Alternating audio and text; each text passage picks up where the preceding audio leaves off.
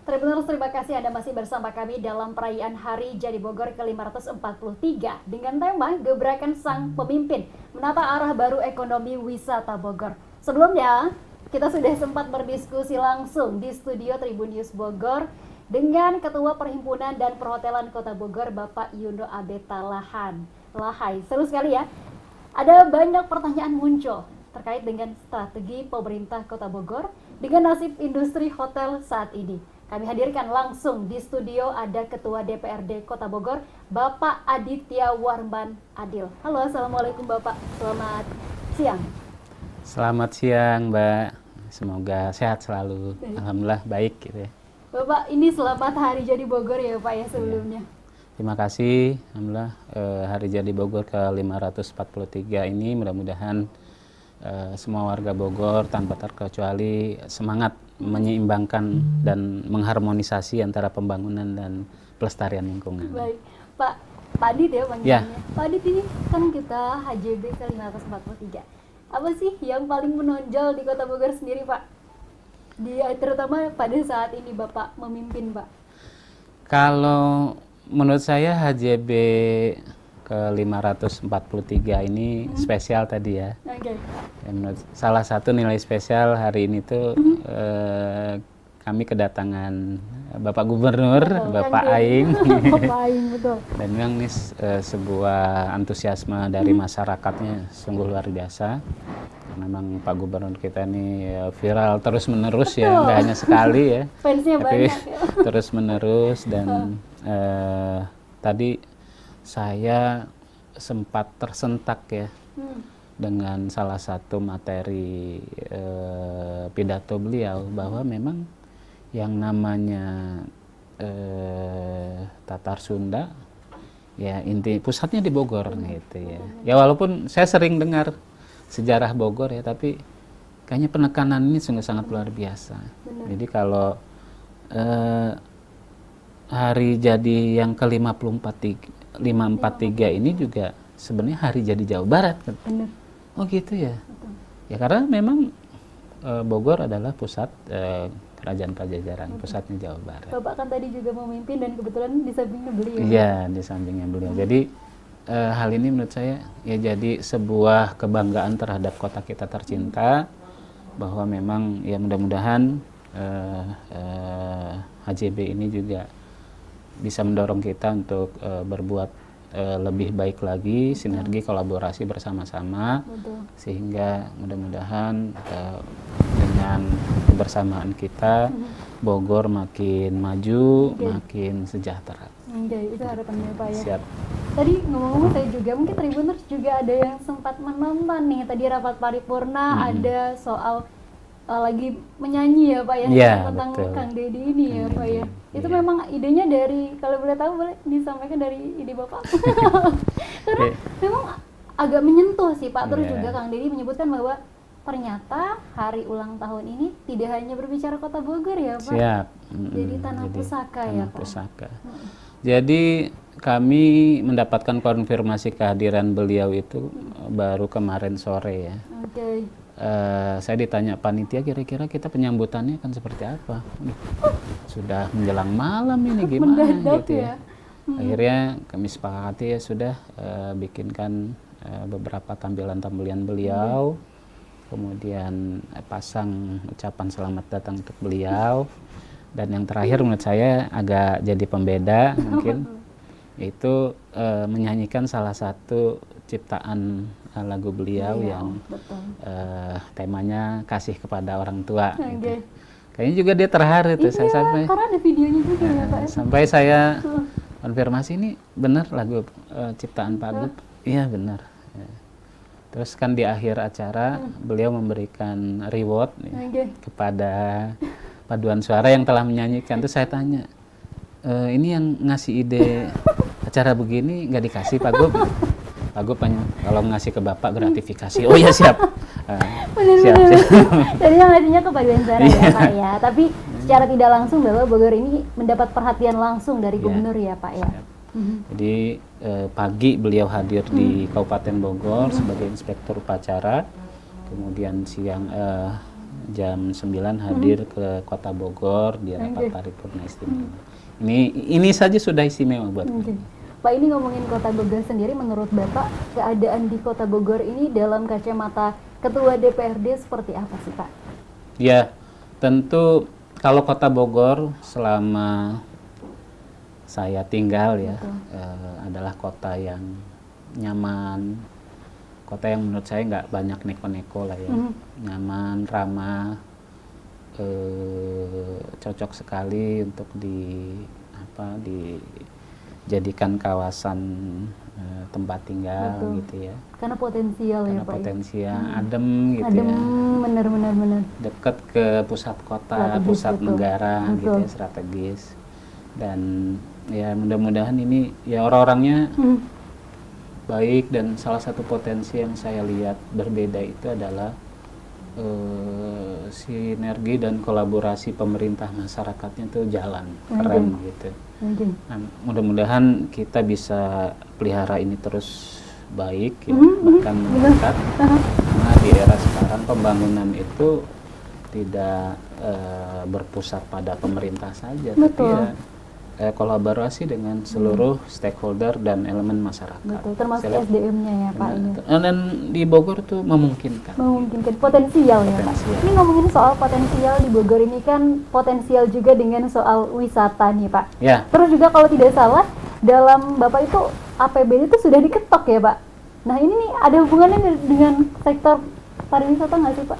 Jadi Kota Bogor memang sudah sekian lama ya memposisikan sebagai kota jasa. Dan kita juga dalam visi 2025-2045 20 tahun ke depan ini mengusung Kota Bogor ini sebagai kota sains kreatif, maju dan berkelanjutan.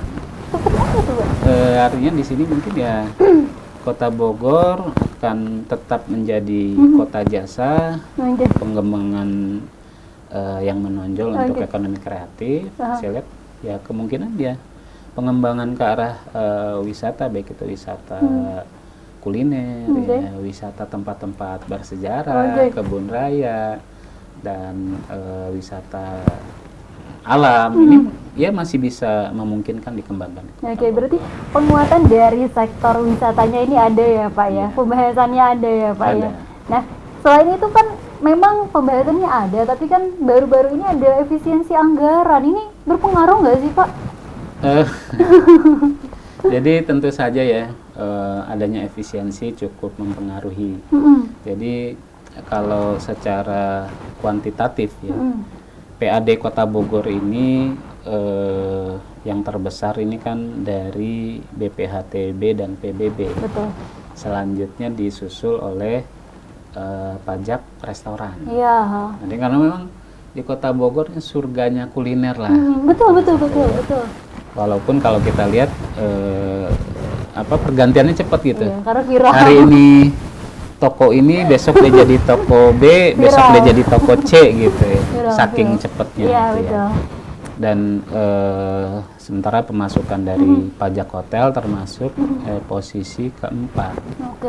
Karena memang Kota Bogor itu tadi ya dengan kenyamanannya sering dijadikan kegiatan rapat-rapat koordinasi oleh kementerian gitu Pak, di Kota Bogor gitu. Dengan ya kalau Jakarta kan kebayang ya macet, berdebu, asap segala macam gitu ya. Sementara Kota Bogor ya masih banyak alam hijaunya, ademnya gitu. Jadi suasananya untuk melakukan meeting di sini enak. Nah, dengan adanya efisiensi tentu saja sasaran efisiensi yang utama kan sebenarnya Kementerian Pusat ya. Dan tapi sementara ya hotel-hotel di Kota Bogor nih konsumennya ya banyak dari pemerintah pusat, sehingga memang terdampak sekali. Kita kemarin diawali mungkin Hotel Sahira ya, yang tutup terlebih dahulu. Dan ini tentu saja ya buat kami di Kota Bogor tentu jadi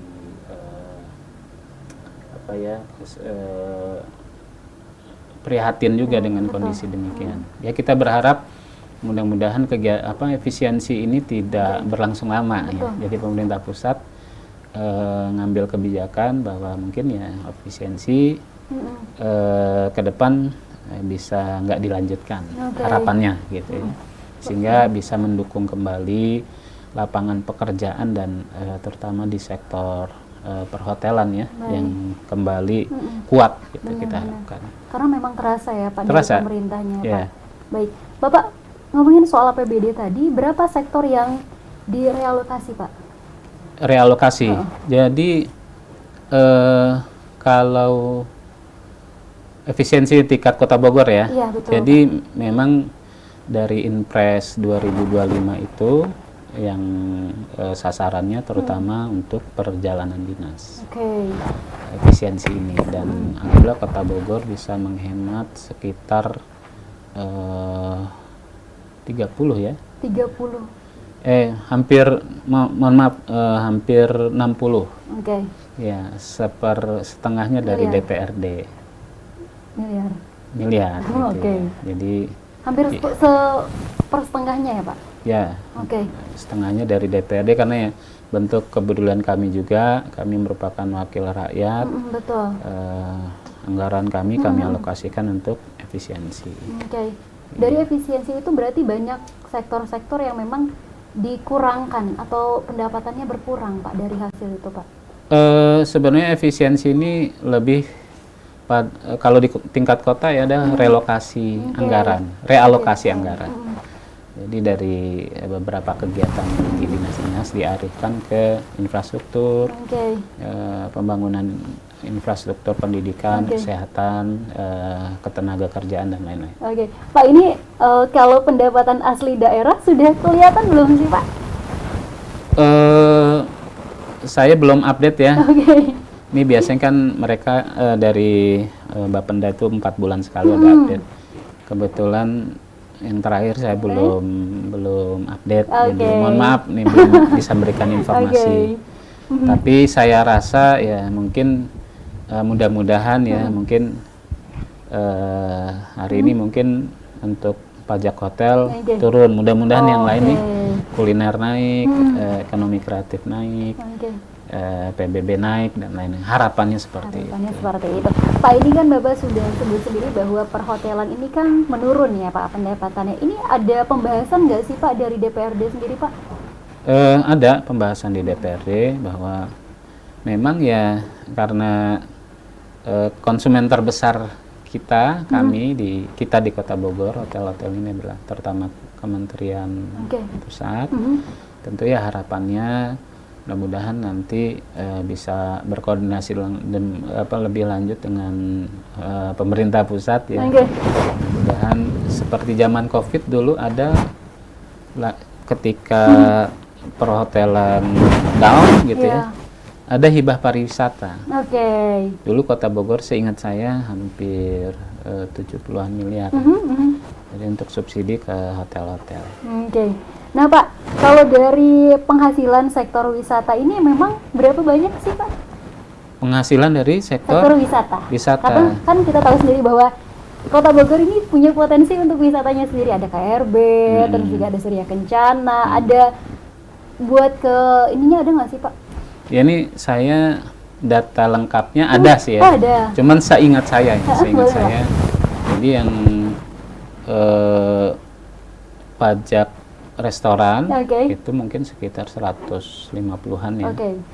Dan pajak hotel sekitar 100-an, 110 gitu ya. Jadi kalau dua ini saja hotel dan restoran digabung sudah hampir seperempat triliun gitu ya. Seperempat triliun ya. Jadi ini luar biasa besar. Betul. Nah kalau misalkan yang disebutkan Bapak kan itu memang terdengarnya besar. Tapi kan kita tahu sendiri bahwa pada turun semua nih Pak. Ini berarti pendapatan daerah juga ikut turun dong Pak. Jadi ini yang saya sebutkan per tahun lalu ya, misalnya di mana kondisi efisiensi belum ada. Nah tentu tahun ini seperti yang saya sampaikan tadi, update terakhir, mohon maaf belum saya update ya. Jadi untuk angka pastinya saya belum tahu persis. Tapi sudah ada Pak? Tapi memang dengan gambaran adanya 2 hotel yang tutup, tentu ini jadi indikasi pasti turun. Pasti gitu turun ya. juga. Apalagi Ya, Pak. mungkin entah laporan PHRI mungkin ya melaporkan juga sepertinya turun ya. Nah Pak, kalau misalkan pajak hotel dikurangi, ini dampaknya apa untuk penghasilan di Kota Bogor, Pak? Bisa nggak Pak kalau pajaknya di hotel ini dikurangi? Pajak hotelnya? Ya kalau di kita besaran pajak hotel itu kan sudah ditentukan ada perdanya. Iya. Tentu harus rubah perda dulu ya. Oke. Tapi kalau seingat saya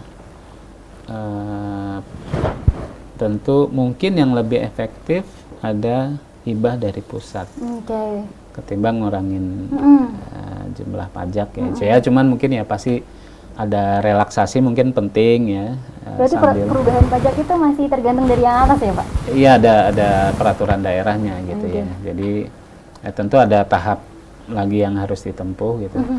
Cuman mungkin yang bisa kita lakukan sementara ya bisa jadi sambil ya mudah-mudahan kebijakan efisiensi ini berakhir, ada relaksasi buat hotel-hotel untuk masalah pajaknya gitu. Bisa jadi gitu. Apalagi kalau ada tadi seperti bantuan pas Covid ya, hibah pariwisata yang untuk sasarannya hotel-hotel di Kota Bogor. Baik, Pak Adit, ini menarik sekali. Tapi sayangnya adalah kita tidak bisa bergantung dengan kapan berakhirnya efisiensi anggaran atau berharap dengan hibah, gitu kan Pak? Ini lalu apa strategi Pemkot Bogor, Pak? Ya. Untuk mengatasi kesulitan ini, Pak?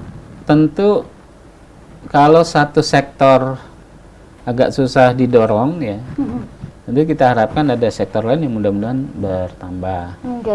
Seperti kemarin ada semacam pemutihan pajak, pajak kendaraan bermotor. Karena hari ini kan proporsi untuk kota ini ditingkatkan gitu ya. Kemarin kan sempat berduyun-duyun orang ke Samsat untuk bayar pajak. Ya mudah-mudahan dari sini ada kenaikan juga kita harapkan. Memang nanti lebih pasnya kalau bicara kekuatan pendapatan ini kita undang Bapenda juga. Memang dari tadi sudah disebut, tadi juga sempat berdiskusi dengan PHRI dan berharap ada Bapenda juga. Nah Bapak, tapi kan kalau di Samsat tadi kita berbicara soal tersebut, nah lalu solusi lainnya apa nih Pak untuk sektor ekonomi dan wisata Pak? Ada upaya lain nggak sih Pak dari Pemkot Bogor Pak? Ya, saya lihat kemarin Pemkot dengan beberapa program yang ada berusaha menggenjot PAD dari sisi pajak PBB ya. Semacam ada diskon untuk bulan April 10%, bulan Mei 5% gitu ya. Agar ya sumber dari PBB ini diharapkan bisa meningkat. Mungkin ya mudah-mudahan efektif ya. Karena sejauh ini saya juga belum dapat laporan perkembangannya seperti apa. Karena di kita karena yang terbesar BPHTB dan PBB ya kita harapkan nih mudah-mudahan ya mungkin kalau pajak hotel turun ini ada kenaikan yang signifikan, kemudian pajak kendaraan bermotor naik juga signifikan, mudah-mudahan bisa menutupi kekurangan yang tadi dari dari hotel gitu ya. Kemudian mungkin ada program-program mudah-mudahan ya mungkin bisa jadi ya hotel-hotel mungkin berikan diskon juga gitu ya, biar ya selain okupansi dari meeting dan rapat-rapat yang digunakan oleh pemerintah, ini juga staycation buat masyarakat sekitar Bogor, Jabodetabek juga naik. Kalau strategi khususnya yang dilakukan DPRD apa aja sih Pak? Kalau DPRD itu tupoksinya 3. Jadi yang pertama tupoksi DPRD adalah pembentukan peraturan daerah. Yang kedua adalah penganggaran. Yang ketiga pengawasan gitu ya. Tentu kalau strategi kita mengharapkan ya Pemkot, Bapenda sektor-sektor yang terkait ini kita dorong agar bisa mencari strategi-strategi yang lebih baik. Karena tupoksi kami itu 3 itu, dan kami tentu tak bisa langsung melaksanakan. Tidak bisa mengeluarkan langsung peraturan, begitu tidak bisa ya Pak? Oke, Pak, ini sebelumnya PHRI sudah menyebut bahwa mereka juga berharap bahwa ada peraturan khusus untuk yang dibuat Pak, dan juga mereka juga berharap ada pertemuan atau duduk bareng lah. Apakah ini ada rencana DPRD bertemu dengan PHRI Pak? Jadi saya belum tahu ya kalau ada jadwal kebetulan di kami di DPRD yang membidangi ekonomi dan pariwisata ini Komisi 2. Saya belum ngecek ya apakah sudah ada jadwal dengan Komisi 2 untuk membahas masalah perhotelan ini. Kalau memang belum, ya nanti insya Allah kami coba inisiatif, mungkin ya dengan PHRI kita undang, sekaligus mungkin ya podcast hari ini bisa jadi landasan bagi saya. Oh ya, gimana sih perkembangan? Karena ternyata apa saya kurang update atau gimana gitu ya? Iya, sebelumnya memang tadi juga mengundang Bapak, mungkin ada aktivitas lain. Ya betul, mungkin ya kalau barengan enak ya. Mungkin nextnya akan diundang barengan kali ya Pak. Nah ini juga Pak Hari meniti pertanyaan nih Pak tadi. Nah tadi tuh soal tentang Surya Kencana. Ini seberapa berpengaruhnya sih Pak terhadap pendapatan Pak? Apalagi kan Surya Kencana ini kita tahu ada kulinernya, penginapannya. Ini sebenarnya berpengaruh besar nggak sih Pak ke DPRD sendiri atau ke pendapatan sendiri Pak? Nah, jadi dulu yang kami ketahui Pemkot mengembangkan beberapa titik kawasan tematik ya. Betul. Jadi kalau Surya Kencana mungkin ya agak-agak dengan nuansa Little China mungkin betul. Mungkin nanti Empang Little Arab gitu ya, dan beberapa wilayah lain yang dikembangkan secara tematik. Kami sih mendukung seperti ini karena di beberapa kota besar pun dengan konsep tematik itu ya makin memperkaya hasanah pariwisata daerah gitu. Betul. Jadi kan Surya Kencana biasa sudah masuk kalender event nasional, cap gomehnya gitu ya. Jadi kita harapkan mungkin Empang bisa juga ada gitu ya. Kemudian tempat-tempat lain yang dikembangkan tematiknya. Betul. Saya setuju sekali Kota Bogor nanti bisa mengembangkan sesuai tematik geografis ini. Menarik karena memang kota kita ini kan sudah plural ya. Betul. Berbagai macam suku bangsa ada di situ, ya bisa jadi nanti ada juga kampung tematik pertanian organik di Mulia Harja dikembangkan. Terus mana lagi yang dikembangkan gitu. Setuju, ini mungkin ya mudah-mudahan jadi bagian menarik wisatawan sebanyak-banyaknya ke Kota Bogor. Hari ini kan tempat wisata yang paling hits di Kota Bogor adalah Kebun Raya gitu. Menurut saya belum ya gak banyak kota yang punya seperti itu, dan ya mudah-mudahan Kebun Raya ini ya salah satu ikon, salah satu kekuatan dari pariwisata kita. Mudah-mudahan ya kita memperkuat infrastruktur aksesnya, parkirnya. Mudah-mudahan nanti bisa lebih banyak lagi mengundang wisatawan. Kemudian juga dengan budaya ya, pagelaran budaya. Ini mudah-mudahan juga bisa menguatkan ya, karena saya ingat salah satu penelitian itu 90% turis mancanegara tuh tertarik mengunjungi kalau ada pagelaran budaya gitu. Jadi unik gitu ya. Betul. Jadi mudah-mudahan nanti ya Bogor hari ini dengan HJB mengadakan rangkaian kegiatan, salah satunya festival budaya. Pak, kita kan tidak bisa, tadi saya setuju, tapi kita tidak bisa membawa kalau pengunjung hanya datang sekali tapi tidak loyal ke Kota Bogor. Ini ada upaya dari DPRD nggak Pak biar pengunjung ini loyal Pak, terutama menginap atau berbelanja dari restoran, ada nggak sih Pak upaya dari DPRD sendiri Pak? Kebijakannya seperti apa, ada nggak Pak? Ya kalau dibilangkan kebijakan khusus, mungkin belum ada ya maksud itu secara khusus. Tapi gitu akan ya. ada nggak sih Pak? Menurut saya harus ya. Okay. Jadi ya tentu kita harus menguatkan pelaku di sektor pariwisata kita, baik dari restoran, perhotelan. Ya kita pingin mungkin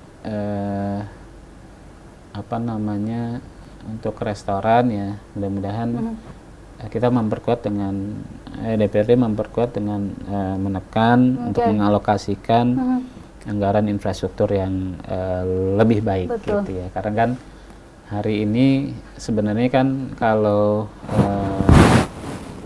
akses ke semua wilayah Kota Bogor bagus, tentu ini berdampak positif terhadap peningkatan pariwisata. Betul. Jadi ya DPRD berusaha ya wilayah jalan utama dipastikan anggarannya nggak kurang, jalannya licin, jalannya mulus. Jadi diperhatikan juga soal nggak banjir gitu ya. Betul, setuju, Pak. Kadang kan orang kalau udah banjir udah males. jadi perhatian juga ya Pak dari DPRD. Iya. Nah Pak, selain itu juga ada soal penginapan nih, masih berbicara. Ada juga kita tahu bahwa pengunjung ini lebih sering menginap ke tempat memang hotel-hotel yang tidak ada pajaknya. Ini ada kebijakan dari pemerintah nggak sih Pak? Atau strategi apa Pak untuk mengatasi? Tidak ada pajaknya? Tidak ada pajaknya, misalkan hotel yang memang tidak terverifikasi. Seperti itu gitu Pak. Ya. Tentu gini, ya masalah pajak nih kan sebenarnya kewajiban ya. Ya tentu kita ingin menegakkan kedisiplinan juga ya. Iya betul, ada peraturannya. Kami coba mendorong ya, dulu ada program tapping box buat perhotelan itu, cuman kan ternyata juga banyak juga diakalin gitu ya. Ya kita harapkan mudah-mudahan dengan cara persuasif, tentu harus ada edukasi yang berkala dari pemerintah mengenai kewajiban pajak perhotelan ini.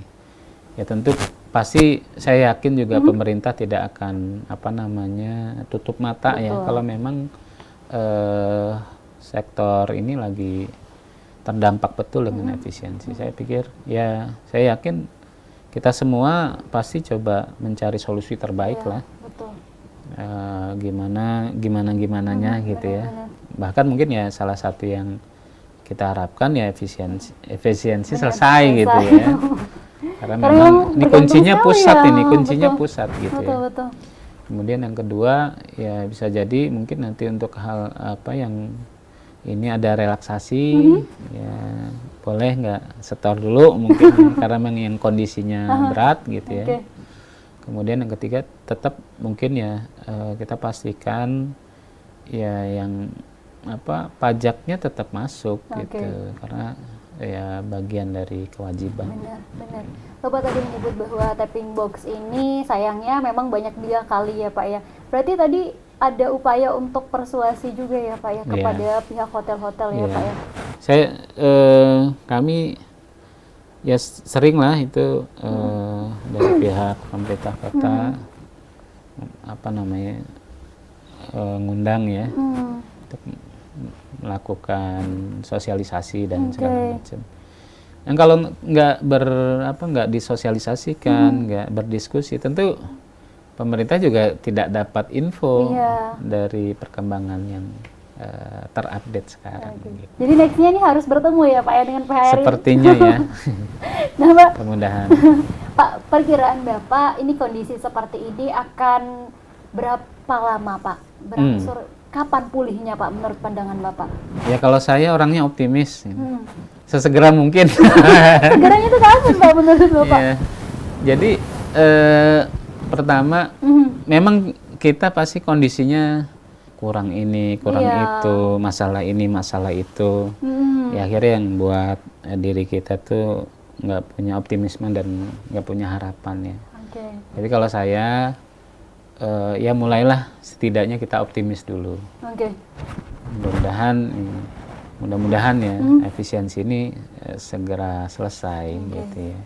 Tapi tentu ya kita harus tingkatkan koordinasi, komunikasi, dan tentu ya permasalahan gini karena ini sangat tergantung pada kebijakan pusat ya. Sementara kita belum terlalu siap untuk menyiapkan strategi-strategi lain gitu ya. Jadi memang sangat bergantung ke pusat ya Pak? Iya, karena ya ini kan cukup ini ya, cukup cepat gitu ya. Iya, betul. Kaget juga ya Pak ya? Jadi penyiapannya mungkin belum terlalu siap gitu. Kapan Pak siapnya kira-kira? Ya tentu mudah-mudahan ya, kalau saya sih mencoba mengoptimiskan diri sendiri ya, bahwa mudah-mudahan nih bisa selesai gitu. Gitu. Di 2025 ini kira-kira apakah akan membaik atau justru di 2026 kita akan melihat perbaikan dari masalah ini Pak, menurut pandangan Bapak sendiri Pak? Saya bukan tukang ramal. Jadi harapannya jadi biar kita ikut optimis gitu Pak. Bulan Juni ini kami bersama TAPD akan bahas kebijakan umum anggaran. Ya mudah-mudahan nanti kebijakan umum anggarannya bulan ini ya Pak? Ya insya Allah bulan Juni ya, pertengahan Juni kami akan bahas. Ya mudah-mudahan di situ permasalahan-permasalahan muncul, kita coba diskusikan solusinya. Ya jadi kalau menjawab apakah akan membaik atau belum, pertama bukan peramal, yang kedua saya berharapnya selesai tahun ini gitu ya, tidak dilanjutkan efisiensi 2026. Makin kasihan lah industri perhotelan gitu. Karena kalau Bapak saja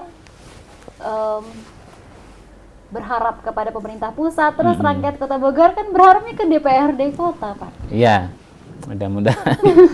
Ya kita akan coba bahas ya pertengahan bulan ini dengan TAPD.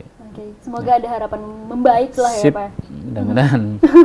Bapak terakhir Pak, hari ini kita merayakan HJB ke 543. Apa harapan Bapak buat Kota Bogor Pak? Ya, jadi harapan saya terhadap Kota Bogor, karena ini ulang tahun yang spesial 543, mengusung tema Raksa Jagadita. Artinya mencoba mengharmoniskan pembangunan, pelestarian lingkungan, juga keseimbangan sosial ya. Pertama memang saya berharapnya warga Bogor tetap optimis di tengah kondisi apapun.